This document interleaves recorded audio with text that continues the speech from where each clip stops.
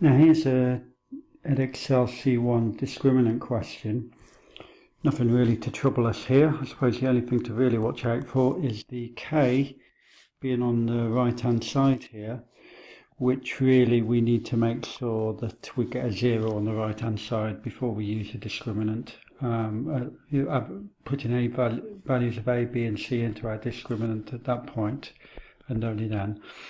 So we've got 8 minus K equals 0. So here we have it. This is A in our discriminant formula, that's our B, and that's our constant term C. So we're going to put that in our discriminant formula, which is B squared minus 4AC. It's going to be equal to 0 because it talks about equal roots. If it said no real roots, then it would be less than 0. If it said distinct real roots, i.e. two different roots, then it would be squared minus 4ac greater than 0. But it's equal roots, so it's b squared minus 4ac equals 0. So that gives us k squared, which is our b, minus 4 times a, which is 1. 1 is our value of a, times by 8 minus k.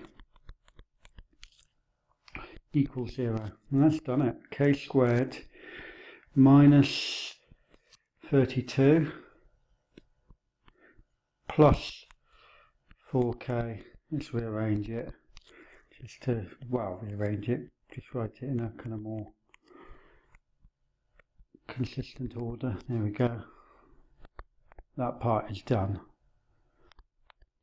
So that's pretty easy. Part B is just, we just need to factorise that, and factorising k squared plus 4k minus 32 comes to k plus 8, k minus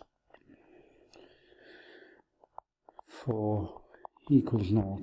So that gives us k equals to minus 8 and k equals to 4 as our solutions, and that is it. That's the question done. It's really is as simple as that. It might be worth, since we've got a bit of time, it's only taken us just about 2.5 minutes to do a 5-mark question. Maybe worth just reflecting on what that actually means in terms of the original question. So we'll do that, but this is obviously not required for the question. Right, the first solution, k is minus 8. Let's put that back into there and see what happens.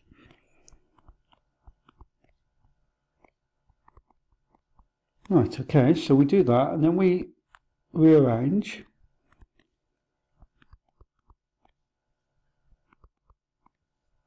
And then we can factorise that, and it's a perfect square, which is, as we know, a situation when we get equal roots. There's only one solution, equal roots. The graph of that, if we were to draw a graph of it, would be on the axis at 4. So that's for that one.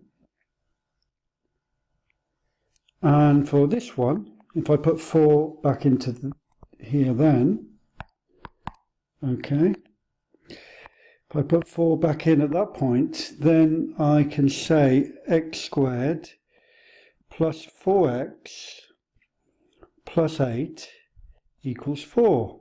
So bring the 4 to the other side, so that's x squared plus 4x plus 4 equals 0. Now this is a perfect square as well, x plus 2 squared equals 0. So again, x equals minus 2 equal roots. So these are our two cases of the original equation. There will be no other values of k where this happens, and that will be equal roots. One solution as well, where it goes through minus 2 there. Okay, I just did that to shed a bit, thought I'd do that to shed a bit of light on what's actually going on with the question. What's written in the red is a little bit, just a little bit of insight into what's going on, obviously not required to answer the question. So that's it.